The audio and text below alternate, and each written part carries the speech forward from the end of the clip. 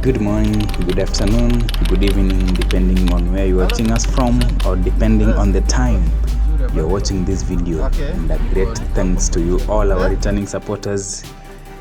You are our true support system, and we keep on saying that without you there is no shifting news. Shifting news, it is what it is because of you. To all our new visitors, join this amazing family, subscribe, hit the notification bell to receive all notifications once we upload a new video. Nairobi will always amaze you. And right now, you are sitting in the heart of Nairobi, the city of green, the concrete jungle, the place they call the only true capital. But the Nairobi we see today is merely a skin stretched over a century of untold stories. Today, we are peeling back that skin, 1 kilometer at a time. This is not just a Matatu ride. It's almost a 40-minute time machine.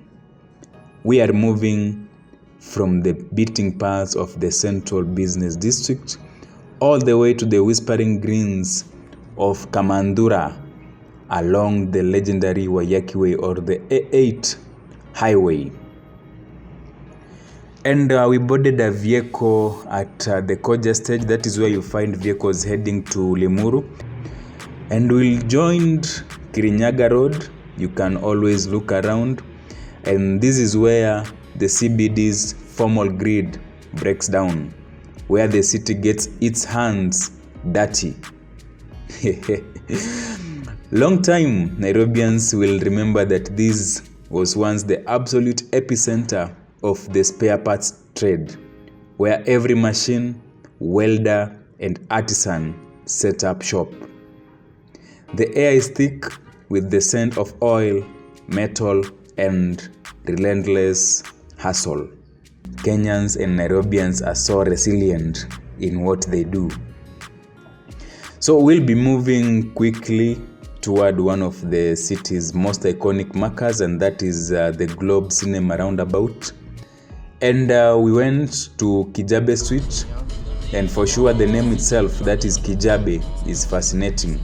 It's a Maasai term, I believe so, but I'm not very sure, and often associated with the cold, windswept place or a mountain slope, a nod to the geography here, but more famously, the name of a place far to the west in the Great Rift Valley. But here in Nairobi, it's all about this steep slope that breaks the CBD's symmetry. And on the left side, you can see the greenery. Wow.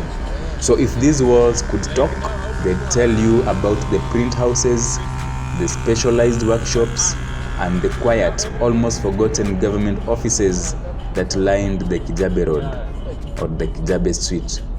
So before the towering structures of the new century, this area felt like the city's quiet academic backlot. The story of Nairobi is one of constant change. If you're enjoying this journey down the memory line, hit that like button and let us know in the comments below what's your earliest memory of this amazing city. Then we'll be joining the Museum Hill, and to our right, no, not our right. When you checked well to the left, we had the Nairobi National Museum, which is a treasure chest of Kenya's natural and human history, founded back in the 1910. This place, more than any other, literally preserves the history we are talking about. And the junction itself is a great separator, a great interchange. The roads here split. One path leads to north, that is to Thika. The other, our path that we are using, curves onto Waiyaki Way, leading to the west. You might spot a distinctive building here, historically linked to institutions like the Nairobi Club, while the Mayfair Casino you may have read about was often associated with this general area. The site's importance lies in its role as a gatekeeper, the final barrier before the city gives way to the open road. It's a symbolic place where the central city officially ends and the highway journey begins. Now we merge on to the main artery itself, Waiyaki Way. This road isn't just a highway, it's a living monument. It is named after the great Chief Waiyaki wa Hinga, a formidable Kikuyu leader from the Dagoretti area who fiercely resisted the colonial encroachment in the late 19th century. His story is one of resistance, capture, and a tragic end in Kibwezi. Giving his name to this highway is a profound act of historical recognition, ensuring his memory is carried by the very asphalt beneath our tires. And I believe there is one of our supporter who is a descendant of this great man. I hope we'll see you in the comment section. So historically, this corridor was vital. It linked the fledgling capital of Nairobi to the highlands beyond, facilitating the movement of goods, services, and people. A colonial vision of expansion laid over traditional footpaths. It has always been about connectivity, a vein pumping life out of and into the heart of the city. And whenever you are traversing Westlands, the sight of glass towers and sleek malls can always confuse you. You should know this. You are riding over history. Long-time Nairobians will remember the distinct sensory memory of Westlands, not as a commercial hub, but as a vast expanse of lush coffee estates. The intoxicating smell of coffee roasting, or the fragrant purple bloom of the jacaranda trees that lined the driveways. The transition began slowly as coffee farms began financially unviable. The land was subdivided, and in a rapid transformation, places like the Sarit Centre and the mall sprang up. Sarit, in particular, was an early pioneer, a massive indoor shopping complex that felt futuristic when it opened decades ago. The old ghosts of the coffee planters still linger in the occasional preserved farmhouses, or the memory of quiet, leafy lanes now replaced by 6 lanes of traffic. Wow. We are moving from the old into the new, and Shifting News is your guide to all these transformations. Don't forget to subscribe to Shifting News and ring the bell so you don't miss our next exploration of Kenya's hidden stories.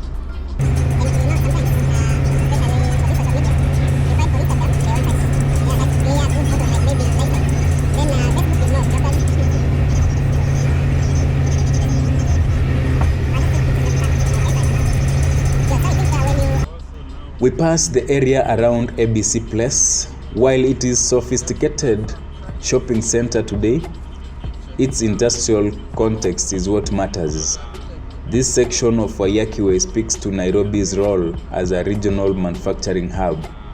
Just down the road and in the surrounding industrial areas, you would have found factories, warehouses, and industrial workshops, the economic backbone that supported the burgeoning city.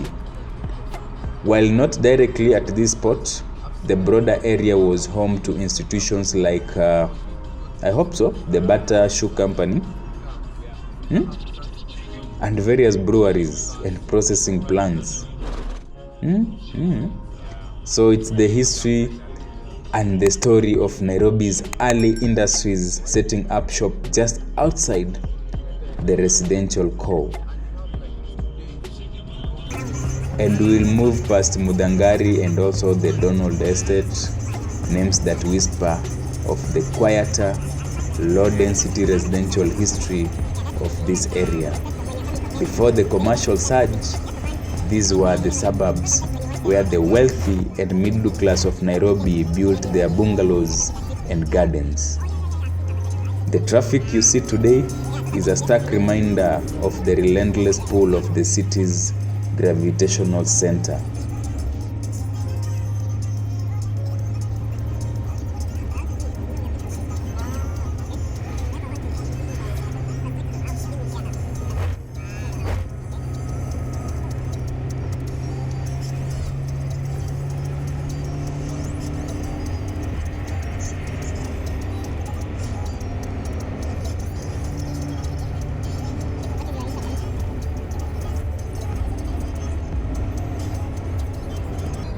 We will be crossing through Kangemi Bridge. I hope you watched our previous video that we did along this Kangemi Bridge, which is already in use, but not completed fully because there are no markings, and also people are commenting about people are just heading there, standing there, maybe relaxing. We still have a question to answer. Maybe what are they doing at that place? That is Kangemi for you.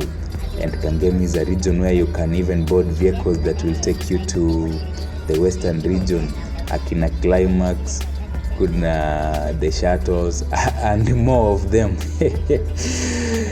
And up next will be Mountain View. The name itself is simple and beautiful. When this estate was first developed, before the massive urbanization that now crowds the horizon, this place offered unobstructed, spectacular views of the Ngong Hills. It's a sad irony of city growth. The view that gave the place its name is now often obscured by the very homes built to enjoy it.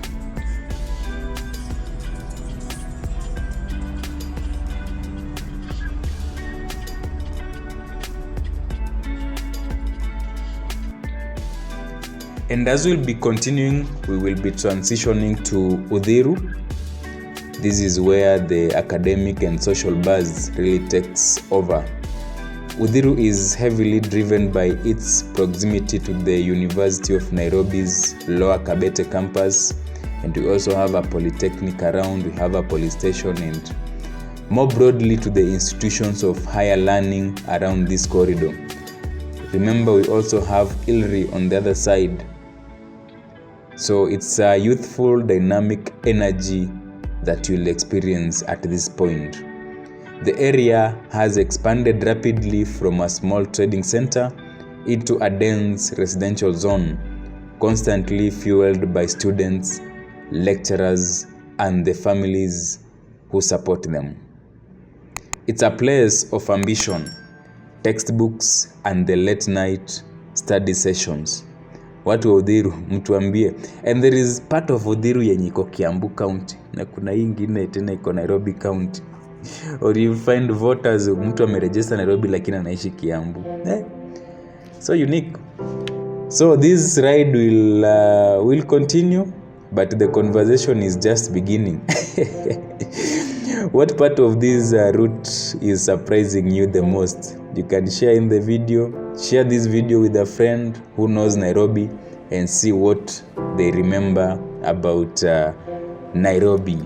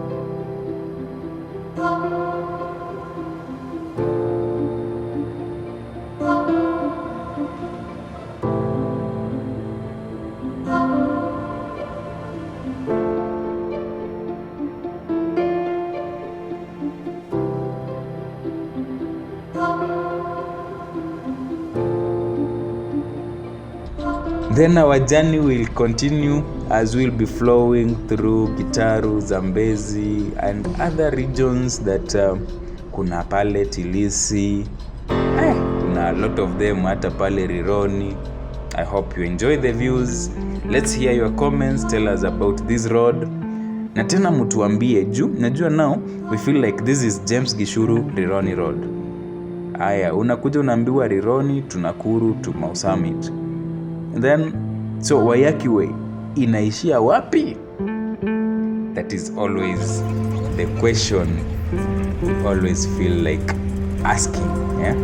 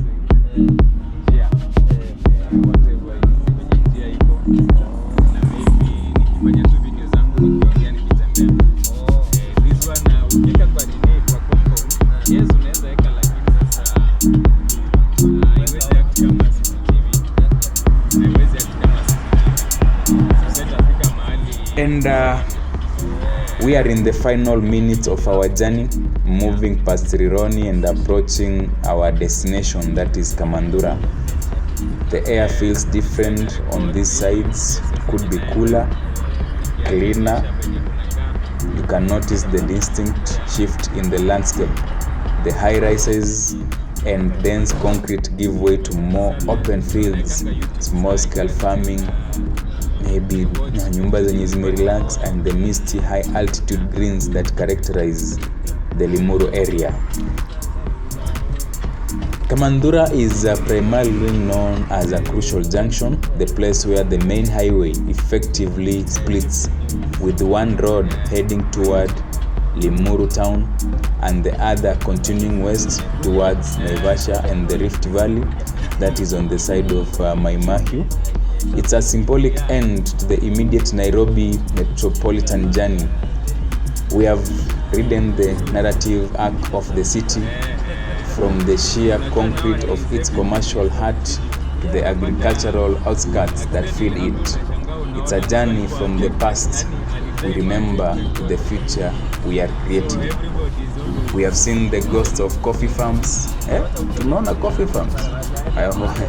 Lakini very soon we'll be also exploring these areas to maybe bring such things.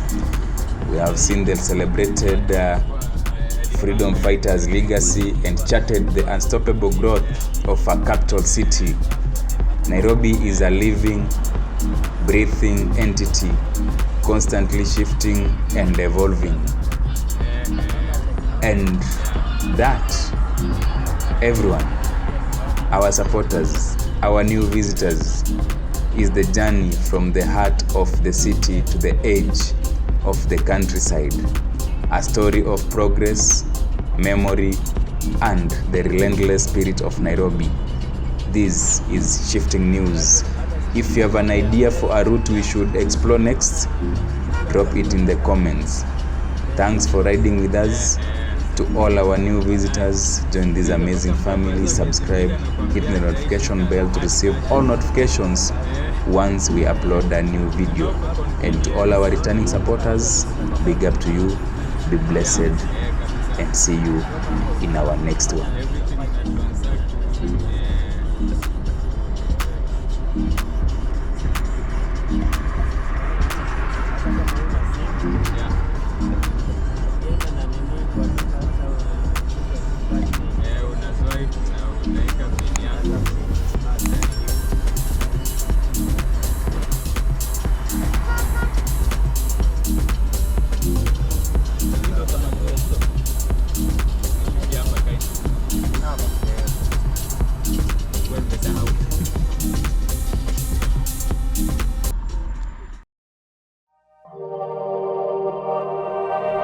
Shifting News.